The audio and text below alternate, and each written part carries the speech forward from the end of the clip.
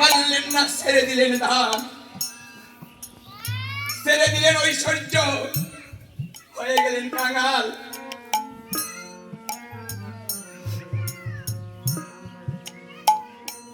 যেখান থেকে ভক্ত ভক্তি করে দুপুরটা নয়নের জল দেয়, আমার গোবিন্দ সেই ভক্তের কাছে ছুটে যায়। এই দুপুরটা ভক্তের নয়নের জলের মূল্য দিতে তিনি আজ গুলোক বিহারী গুলোক নাম ছেড়ে গুলোকে আসলেন, মনুষ্য রূপ ধারণ করলেন, ভক্তের কাছে চলে এলেন।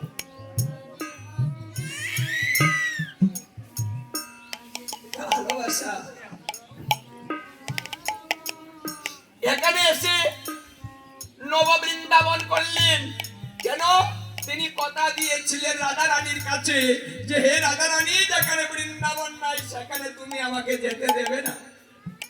তাই আমি কথা দিলাম এই পৃথিবীতে অসংখ্য বৃন্দাবন হবে, সেই বৃন্দাবনে আমি তোমাকে নিয়ে থাকবো। আজকে যেখানে বৃন্দাবন হয়েছে,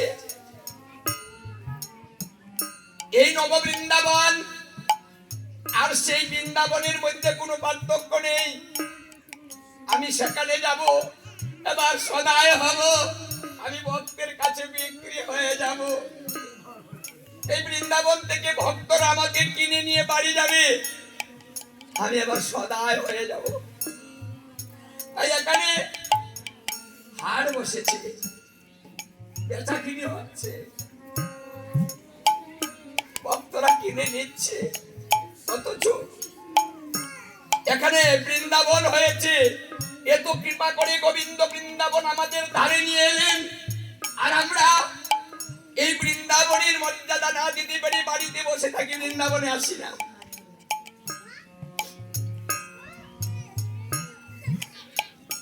আত্মীয় বন্ধু বান্ধব নিয়ে, ছেলে মেয়েদের নিয়ে আমরা ঘরে ঘরে আনন্দ করছি, আর এখানে আমার গোবিন্দ একা বসে আছে, ভক্তগণ নেই। ওই ভক্তগণ তাদের জন্য আমি বৃন্দাবন ছাড়লাম, আর তারা ঘর ছাড়তে পারলি না।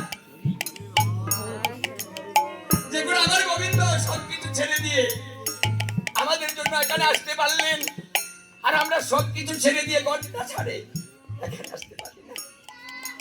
কতদিন পরে দেখা হয়েছে, গল্প করছি,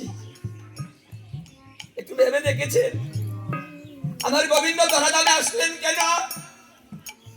এই অধপতিত জীবকে উদ্ধার করার জন্য আবার তিনি গৌর রূপ ধারণ করেছেন। তিনি কথা দিয়েছেন আমি কলিজীবকে হরিনাম দিয়ে উদ্ধার করিব। এখানে যে ভক্তি বলে দুপুরটা নয়নের জল দিবে, তার কাছে আমি বিক্রি হয়ে তার দাস হয়ে যাব।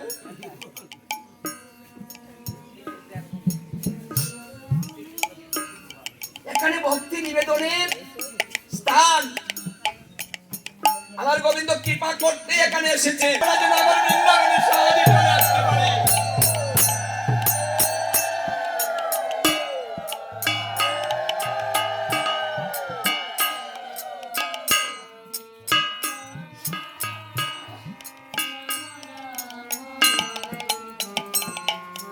হরে কৃষ্ণ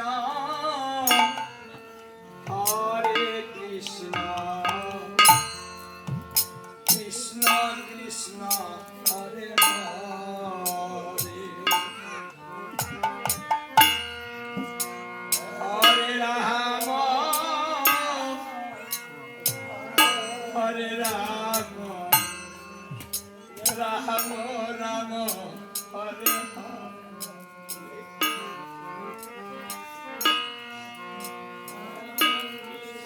আবার উচ্চস্বরে কাঁদে প্রভু জীবের লাগিয়া, চৈতন্য করায় জীবকে এই কৃষ্ণ নাম দিয়া।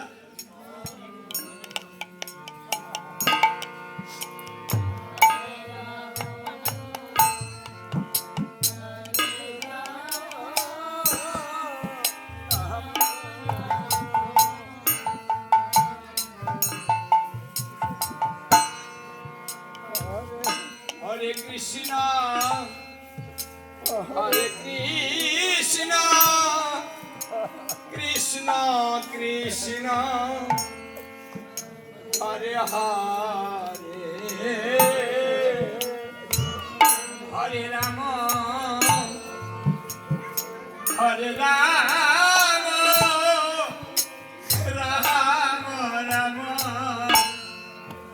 হরে হরে।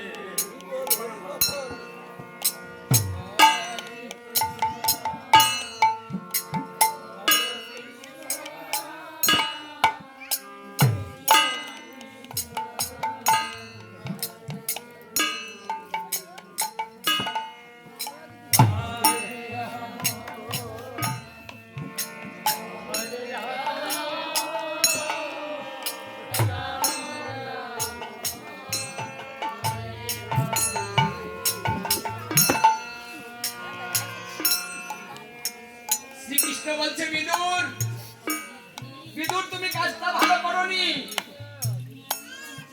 আজ তোমার অপরাধ হয়েছে। বিদুর বলছে প্রভু, সে তোমাকে কলার পূজা দিয়েছে, ওটা বলেছি আমি,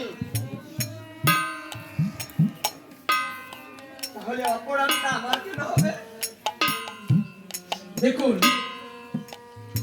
একজনের চুটা সেবা দিচ্ছে, আরেকজনে বলে দিচ্ছে, কিন্তু যে সেবা দিল তার অপরাধ হলো না, আর যে বলে দিল তার অপরাধ হয়ে গেল।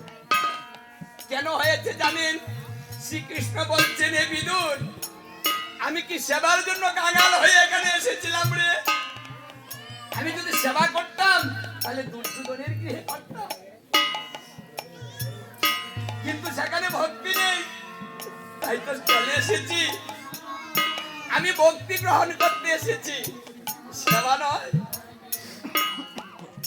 ভক্তি করে ভক্তি কি দিচ্ছে সেদিকে লক্ষ্য করি না, সে কতটুকু ভক্তি আমাকে দিচ্ছে আমি সেটা গ্রহণ করছিলাম। আর তুমি এসে কি করলে? ভক্তের ভক্তিটাকে নষ্ট করে দিয়ে তার ভিতরে তুমি ভয় প্রবেশ করিয়ে দিলে।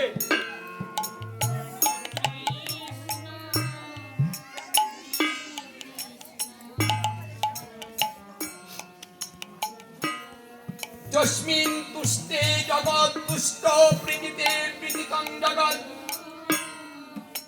ভগবান তুষ্টে জগৎ তুষ্ট, এই সেবার দ্বারাতেই আমার ভগবানকে তুষ্ট করা সম্ভব।